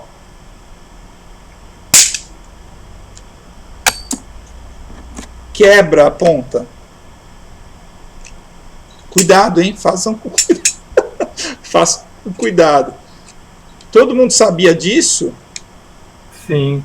Sabia, Jonini? Sabia. Ah, pra legal. Poder tirar a ponta quebrada ou que tiver... Isso. Legal. A maioria, quando eu pergunto, não sabia disso. Ó. Então, essa parte de baixo do estilete, tem alguns que não tem, mas a maioria tem. A gente encaixa aqui, ó. Encaixa aqui na ponta e a gente quebra a ponta. Então, esse sistema é o sistema, na verdade, aí eu falei que tem duas possibilidades, né? Ou a gente troca a lâmina ou a gente afia. Esse do estilete é até uma terceira opção. A gente vai tirando uma parte da ferramenta. Na verdade, é um sistema que essa lâmina tem de afiação. Porque eu vou renovando, né, essa ponta que a gente usa muito, né? A gente usa muito a pontinha da lâmina do estilete na peça de madeira. Então, o maior desgaste é na ponta. E aí a gente vai, na verdade, afiando a lâmina, tá? Então, voltando aqui para a nossa teoria, por isso que eu falo que esse ângulo beta tem uma relação direta com a durabilidade da lâmina. A lâmina do estilete, ela dura muito? Não, né? A lâmina do estilete é uma lâmina descartável, inclusive. A gente vai quebrando, ó, acabei de quebrar um pedacinho dela aqui, a gente vai jogar fora isso daqui, vai gerar um resíduo, um impacto ambiental aqui, e a gente vai substituindo, vai afiando essa lâmina. Por quê? Acabei de falar, alguns minutos atrás, que o ângulo beta do estilete é um ângulo muito pequeno. Então, quanto menor, essa é a formação que eu queria chegar, quanto menor esse ângulo beta, menos durável é a lâmina, né? Menos durabilidade eu tenho. Tudo bem? Até aqui? Então, a última palavrinha que eu gosto de pôr aí é o atrito. O atrito é o seguinte: ângulo alfa, ângulo beta e ângulo final, que é o gama. Então, se eu for aumentando muito o meu ângulo alfa, muito aumentei, eu começo a ter muito atrito da ferramenta com a peça de madeira. Então, quando eu diminuo muito o ângulo gama, que é o último, chama ângulo de folga, eu tiro essa folga que eu tenho, que ela é necessária entre a ferramenta e a peça de madeira. Então, quando eu tiro toda essa folga, eu começo a ter muito atrito, né, muito desgaste ali em relação à lâmina. Então eu tenho muito atrito em relação à lâmina e à madeira. Então eu tenho ali vários problemas. Eu começo a esquentar. Então tudo isso, olha que legal, a gente vai entendendo algumas coisas. Acho que todo mundo, ou a maioria de vocês já pode ter até visto isso. Quando eu atuo com uma ferramenta em um dado material, não só madeira, eu tenho uma geração de calor, né, de temperatura, né, a lâmina vai esquentando. Então, várias máquinas ali que a gente usa, até o serrote, tá?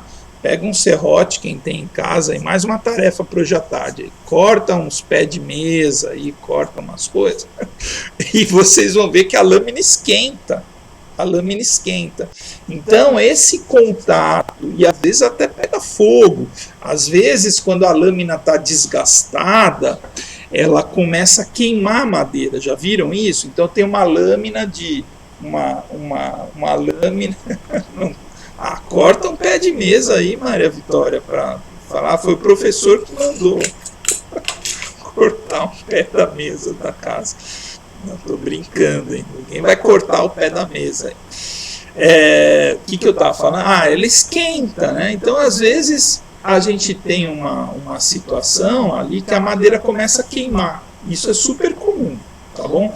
Bom, galerinha, é o seguinte, esses 3 ângulos, acho que ficou legal aqui, alfa relacionado à facilidade do corte, beta relacionado à durabilidade e gama atrito, são, olha só, eu vou até diminuir para vocês verem. Esses 3 ângulos talvez sejam variáveis das mais importantes dentro de um conjunto aí de variáveis que a gente consegue observar ali no corte. Eu não sei se estão aqui, tá aqui a velocidade. Algumas a gente já falou, né, velocidade. Eu não vou explicar, diferenciar. A gente até fazia isso às vezes em curso de pós-graduação, mas existem horas de estudo, materiais para cada uma dessas variáveis, mas a mensagem que eu gosto de deixar para vocês é que um bom processamento vai ser vai depender de um bom ajuste de tudo isso que a gente está falando hoje, ou que a gente está falando já algumas aulas. Condição, hoje apareceram coisas legais, né, mais novas, assim, aquela condição, o estado da madeira, os ângulos de corte, os ajustes nas velocidades de avanço, corte, orientações ortogonais ou periféricas. O periférico até a gente já vai ver. Tudo isso daqui, na verdade, acontece no corte 90-90. Mudei a ferramenta aqui, deixa eu tentar voltar. Era essa? Então eu mudei. Tudo isso que eu estou falando se refere a um corte muito utilizado, talvez o mais utilizado, que é aquele corte do desdobro primário em serras de fita e lâminas circulares também, que é o corte ortogonal 90-0. Tá? Então todas essas variáveis eu posso ajustar, eu posso programar, eu posso estudar, eu posso, essa aqui não está funcionando bem, vamos aumentar um pouquinho a velocidade de corte, vamos aumentar o ângulo de ataque da máquina, vamos comprar uma lâmina com ângulo de ferramenta maior, tá? Então esse material, mais uma vez, disponível ali para vocês. Então, além disso, a gente tem largura do cavaco, espessura do cavaco, as forças envolvidas. Então eu tenho motores de meio HP, de 1 HP, de 10 HP, de cento e tantos HP, que era o picador de cavaco que a gente tinha. Então a gente tem forças envolvidas. É óbvio que quanto mais força eu impor, eu consigo cortar madeiras mais duras, né, com maior eficiência, mas gasto muita energia. Então, todo esse conjunto de variáveis e informações vão levar ao sucesso ou não daquele processamento. Essa segunda, eu acho, modéstia à parte, que o desenho que eu faço no quadro fica até melhor do que esses aqui. Mas aqui espero que tenha dado para entender. Aqui é a mesma coisa, tá, pessoal? Aqui ó, o estilete está aqui, na verdade, esse bico aqui. É o mesmo desenho, só que esse desenho aqui está um pouco olhando assim de chanfro, né? E aqui está olhando bem na lateral. Algumas coisas que aparecem ali na tabela, forças e outros ângulos, estão sinalizadas aqui. Isso aqui é o que a gente chama de profundidade do corte, tá? É o quanto eu vou penetrar aquele estilete na peça para fazer aquele corte, tá? Então, a espessura do cavaco. Aqui aparecem mais uma vez os ângulos, alfa, beta e gama, somando 90 graus. e o tal do bois, né? Bois é do francês, madeira, acho que esse desenho saiu de alguma coisa do francês. Tudo bem? Bom, eu vou passar rápido que muita coisa dessa a gente já falou, tá bom? Já falamos. Fatores que afetam as forças de corte ortogonais. Ângulos, os 3 ângulos, ataque, folga, ferramenta. A fricção é a mesma coisa do que eu falei lá do atrito, que eu acabei de explicar bastante. Uma coisa que não apareceu muito é essa condição que as máquinas, às vezes, elas vibram, né? Também não é tão importante isso. Ligados à alimentação, agora aqui eu falei alguma coisinha já. Largura do corte é a espessura da peça, espessura do cavaco. As velocidades, velocidade de alimentação é velocidade de avanço, a mesma coisa que eu tanto falei nas aulas passadas. E a orientação das fibras em relação ao corte, falamos alguma coisa disso também. Aqui a gente está mais uma vez falando de grã da madeira, será que eu consigo escrever? Aqui, mais uma vez, a gente tem uma referência ao que a gente chama anatomicamente de grã da madeira. Tá? Umidade já falei, temperatura já falei, espécie talvez não tenha falado muito hoje, mas a espécie ela leva, né, como a flechinha está mostrando aqui, aí sim a questão das propriedades da madeira. Então, as propriedades anatômicas, as propriedades físicas, as propriedades químicas, basicamente essas, né? Propriedades anatômicas e físicas, talvez as mais importantes. Propriedade química interfere no processamento da madeira. Lembrei de uma coisa interessante também. Quando eu trabalhava, existia uma informação, vamos dizer assim, de que os eucaliptos produzidos ali no Vale do Paraíba, eles tinham uma resina que desgastava a madeira. Tá? Então a gente tem alguma analogia também de propriedades químicas com o processamento. Bom, aí tem algumas observações, ângulo de folga negativo, situação estranha, né? Entra na madeira, a questão do desgaste, né? Aquela palavra que eu punha ali, na verdade era desgaste, mas tudo bem, fica valendo lá o atrito, deu para entender bem. Na verdade aqui, ó, ao invés de atrito eu punha o que acontece, né? Era o desgaste, mas tudo bem, o atrito também vale, também desgasto. Não, desculpa, estou confundindo tudo aqui. Aqui que eu punha desgaste, em vez de durabilidade é desgaste, mas é a mesma situação, ficou certinho também lá. Bom, quase terminando já, tá, pessoal? Acho que a gente vai terminar por volta de 11h10, 11h15. Quase terminando, o que é bastante melhor também a gente visualizar na prática é essa situação simples do corte periférico, tá? Então tudo que a gente viu aí, ângulos, corte, estilete, deita, o estilete, ângulos, etc., são variáveis relacionadas a corte ortogonal. Corte periférico dá para resumir bastante, isso o professor Camargo que montou esses materiais, ele fez direitinho aqui. Então eu tenho duas situações parecidas do corte periférico, que ele pode ser dividido em concordância ou oposição. Tá? O corte mais comum é esse de baixo, que a maioria das máquinas realiza. Minha ferramenta está aqui.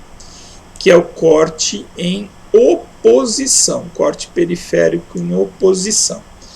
Esse daqui, não sei se todo mundo já viu, se conhece essa máquina, que é a plana desempenadeira ou a plana desengrossadeira. Essa máquina, aqui nesse desenho, está faltando muito. Deixa eu ver se eu consigo uma ferramenta aqui, mas acho que vai ser difícil. Vamos ver. Eu tenho aqui nesses roletes aqui, tá, consegui até aqui. Eu tenho aqui um conjunto de facas, né? Eu estou desenhando aqui porque eu acho que faltou bastante nesse desenho aqui a simbologia das facas. Tentando fazer o melhor que eu posso aqui, pessoal. Tá, melhorou um pouco. Então eu tenho aí, ficou bom aí, tô vendo aqui. Eu tenho nesse rolo porta-facas um conjunto de facas. Podem ser 2 facas, podem ser 3 facas, podem ser 4 facas, tá? Que são encaixadas num rolo metálico de aço, e essas facas encaixam nesses rolos e elas giram uma velocidade de corte bastante grande, fazendo esse movimento periférico, circular, rotativo, enfim, elas giram, né? Que está simbolizado aí por essa flechinha curva aqui, ó, tá? Nas 2 situações. E aí tem que usar a imaginação na falta da condição prática, né? A gente tem a peça de madeira entrando nessa que eu falei que é mais comum aqui, ó. Nessa que eu falei que é mais comum, eu tenho a peça de madeira avançando e esse rolo porta-facas cortando a madeira, tá? Eu tenho uma condição aí que a cada vez que a madeira passa na máquina, eu tenho o que eu falei para vocês do arco ciclóide. Deixa eu ver se eu tinha desenho disso aqui. Do arco. É aqui, ó. Tá? É essa situação. Aqui embaixo tá melhor. Tá? Isso daqui é o que a gente chama do arco ciclóide, ó. Essa ondinha aqui. E aqui que eu falei agora há pouco para vocês que se a velocidade de avanço da peça for muito grande, eu tenho a marcação desses anéis, desses arcos ciclóides na superfície da madeira. Porque se eu passo essa madeira devagar, vou entrando com ela bem devagarzinho na máquina, eu não consigo formar completamente esse arco. O arco começa a subir e a outra faca vem e corta. Então, tentem imaginar essa situação. Essa máquina aí, ó, cortando a peça com essas facas, e eu entrando com a madeira bem devagar, um avanço bem devagarzinho, tá? Então, deixa eu voltar onde eu estava. Aqui, esse avanço aqui, ser bem lento, bem lento. Então, aquela máquina rodando muito rápido, ela não vai chegar a formar aquele arco completo, tá? Então, a superfície fica super retinha, fica super lisa. Isso a gente faz lá na prática, tá? A gente passa a peça de madeira rápido e passa devagar. Quando eu passo ela muito rápido, aí sim eu formo arcos, porque não dá tempo da próxima faca vir e completar aquele serviço, aquele corte. Daí a madeira fica toda marcada. Tudo bem, pessoal? A situação mais comum é essa de baixo que eu anotei aqui para vocês. A madeira entra num sentido e a máquina corta no sentido oposto. Então, vou ler ali, direção de alimentação da peça oposta à trajetória da ferramenta de corte. Tudo bem?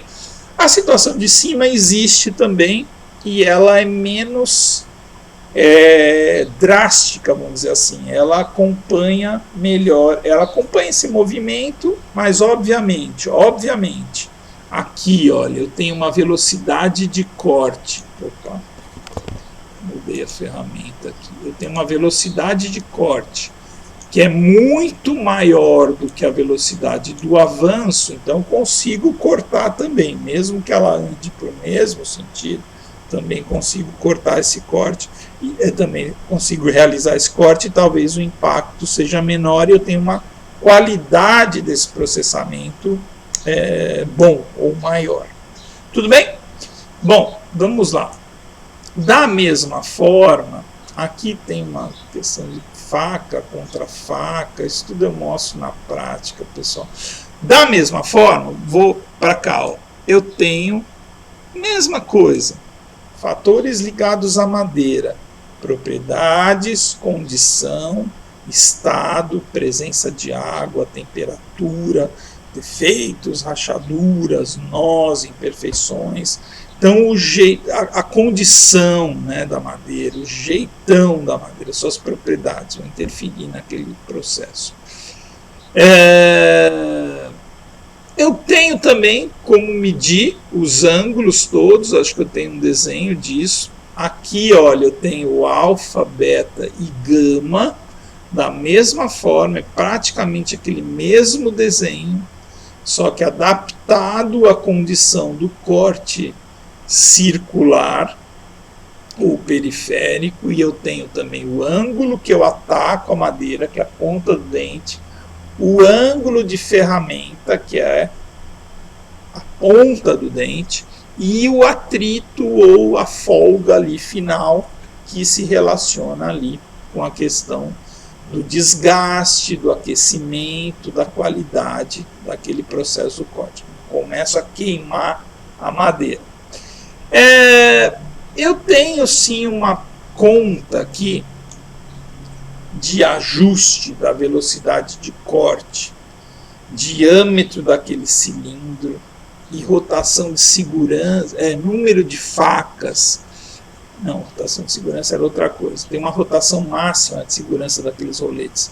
Mas, mais uma vez, é uma fórmula que faz o ajuste daquela velocidade, daquele número de facas desejado, para que eu tenha um sucesso naquele procedimento ou processamento.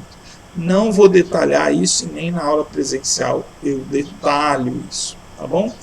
E, para finalizar, uma coisa que eu fiz muito manualmente alguns anos atrás, mas que eu ainda gosto, tá? Não está nada bonito isso, mas está fácil de entender, que são desenhos, vamos dizer assim, desenhos acho que é um bom nome, ou geometria, agora acabei de ler ali, que é um nome melhor, né? O desenho ou a geometria de dentes das lâminas de processamento. Esses desenhos, essas geometrias, a gente pode enxergar onde? No serrote, a ponta do serrote. Numas amostras de lâminas de fita, tenho lá no laboratório, uma meia dúzia dessas lâminas de fita diferentes.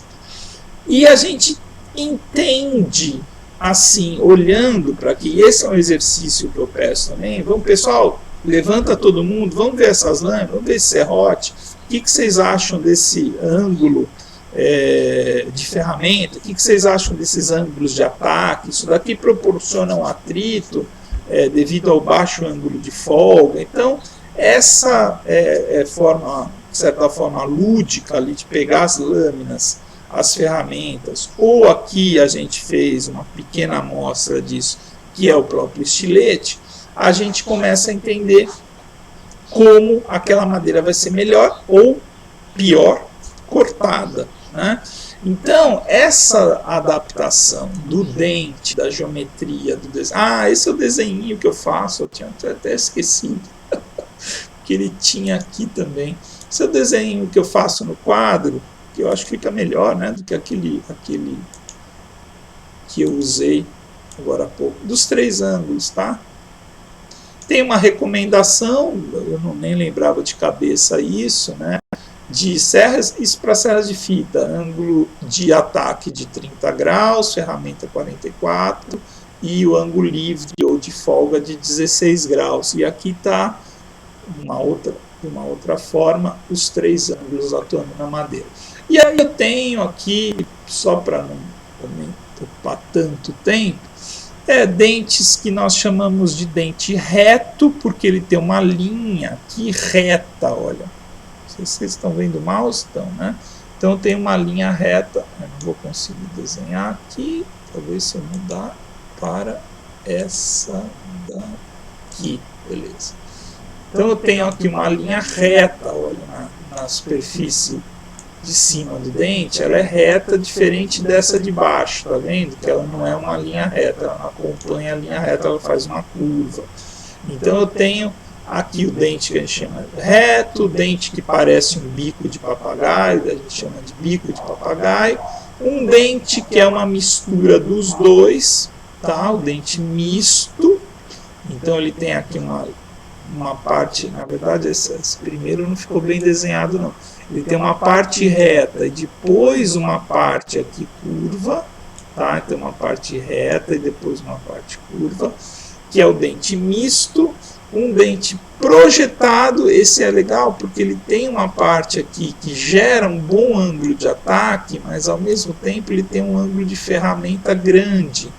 Então para madeiras tropicais, quando a gente fala madeira tropical é madeira dura, tá? Então para serrar madeira dura, porque ele desgasta demais, então tem que ter uma parte aqui do ângulo beta, né, aquele ângulo de ferramenta maior. Bom, pessoal, então aqui, ó, vou ler um pouquinho aqui, esse é muito utilizado, facilita a afiação, um alto ângulo de ataque, o que torna os dentes mais frágeis.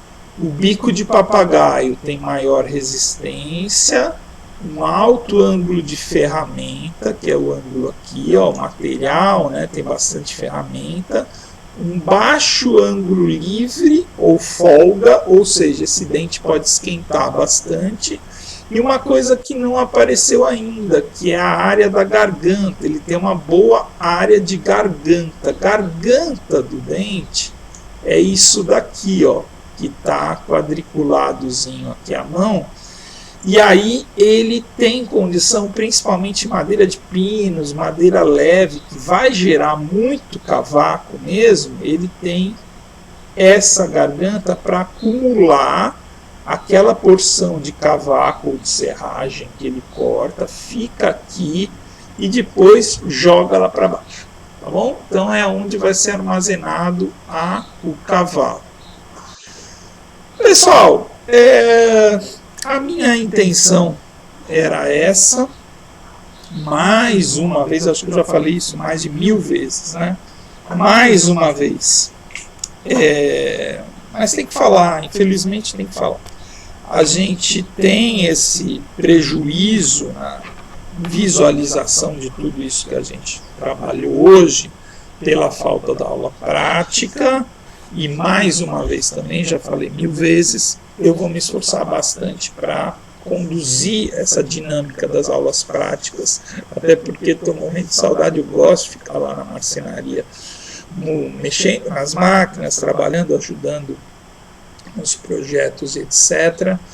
E espero que com algumas pequenas operações assim, ou movimentações que a gente conseguiu fazer com a pecinha de madeira, com o estilete ou com a faca, etc., tenha dado para entender um pouquinho disso, tá bom? Agora é sério, não é brincadeira não. É uma aula que, para quem se interessou pelo assunto, é muito bom de revisitar, e alguns alunos já fizeram isso, obviamente na parte também quando a gente estava junto, né, lá nos laboratórios da Rural, etc.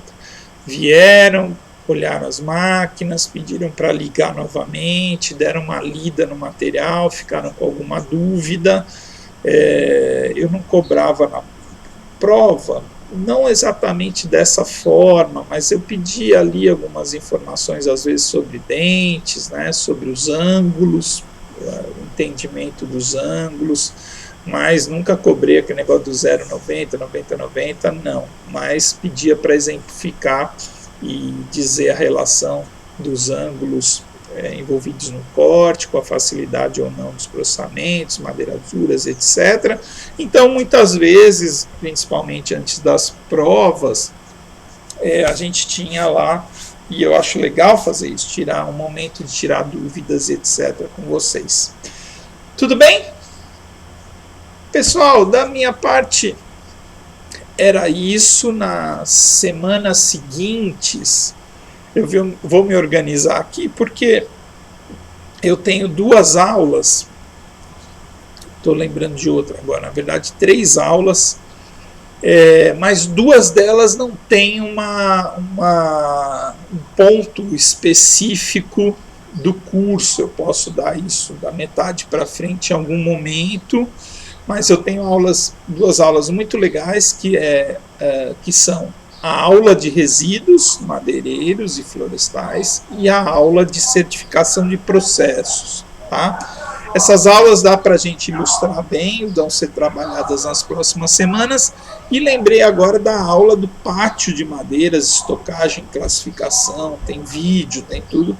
Então não sei qual delas vai ser a semana que vem ainda, mas a gente volta na semana que vem para conduzir aí nosso curso online, tá bom? Alguma dúvida? Tudo bem? Então, bom mais uma vez estar com vocês aqui. Deixa eu dar um tchau aqui, fechar. Vamos lá, estou um pouquinho atrapalhado com a ferramenta, ok? Parando de gravar.